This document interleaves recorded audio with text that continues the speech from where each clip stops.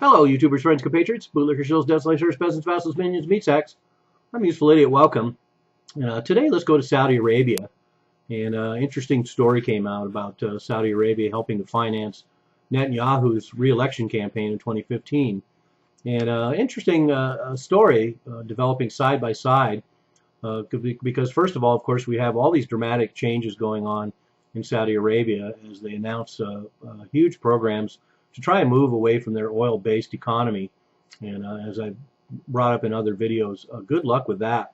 But one of the other underpinnings of recent changes in Saudi Arabia it's becoming more and more obvious that the relationship between Israel and Saudi Arabia, certainly behind closed doors, is a lot tighter than people want to talk about. And we've seen a unity in Israeli and Saudi Arabian foreign policies, particularly as they align against Iran. So once again, we find unlikely bedfellows because Saudi Arabia, archenemy is Iran, and Israel's archenemy is Iran.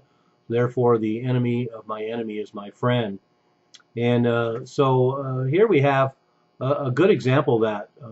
Isaac Herzog, a Knesset member, pointed out that in the Panama Papers, it revealed that King Salman of Saudi Arabia gave $80 million to support the Netanyahu re-election campaign in 2015 via a Spanish-Syrian named Mohammed Ayed Kayali. And he deposited money to the Virgin Islands account of Teddy Saji, an Israeli billionaire businessman, who then channeled it to Netanyahu. And so what a sordid story. We have the king of Saudi Arabia contributing $80 million to the re-election of Netanyahu in Israel. And so what a follow the money story for sure. And like I say, we have this history of behind closed doors coordination and cooperation between Saudis and Israelis, and this shows just how close it is.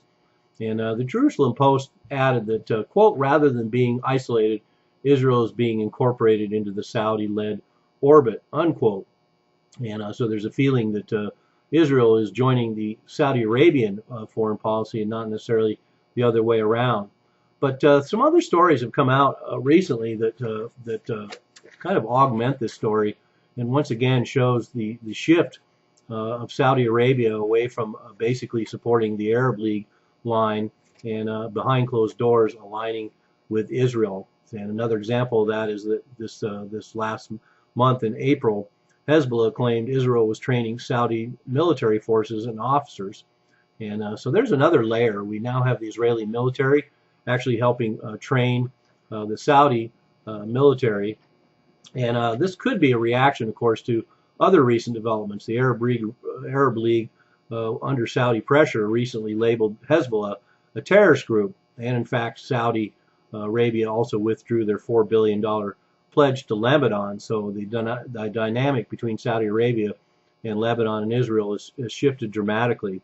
And this is part of a region-wide effort by Saudi Arabia to create these realignments. The Saudis were also pressuring Sudan, and Sudan actually broke ties with Iran and is going to look into normalization of relations with Israel. So how fascinating is that we now have Saudi Arabia pressuring other players in the region to not only break with Iran, but to align with Israel.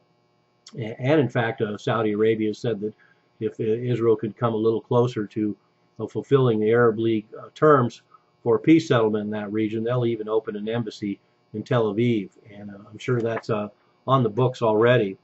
But then we also have this other story that popped up in the last couple of months where Egypt returned two very crucial islands in the Red Sea to Saudi Arabia.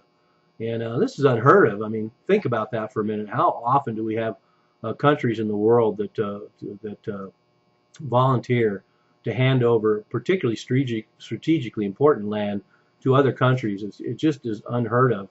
But in this situation, we have Egypt informing Israel of its intention to give away these two strategic Red Sea islands, Tiran and Sanafer. And these are at the mouth of the Gulf of Aqaba. And part of this agreement is that, of course, Israeli ships will have free passage through that area now, guaranteed by the fact that Saudi Arabia is going to control them. and Egypt is going to get $20 billion in aid from Saudi Arabia. So in essence, they're selling the islands to Egypt. But one of the backstories about these islands that, of course, makes this story interesting too, is that these islands actually were confiscated by Israel after the 1967 war and were held by Israel until 1982. And then in the Camp David Accords, they were handed back to Egypt, and now Egypt is giving them to Saudi Arabia. So, the recent history of those islands shows why this turning over these islands to Saudi Arabia is a little less complicated on the surface than it actually looks like behind the scenes. But there we have it. 3 stories that show evidence that, once again, Saudi Arabia is forging substantial ties with the state of Israel behind the scenes, behind closed doors.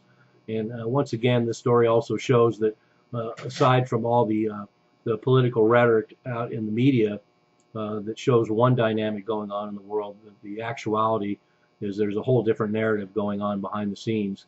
And in this case, we have Saudi Arabia and Israel becoming fast friends and allies, certainly in a matter of convenience in their fight against Iran. I'm a useful idiot. Don't you be one too.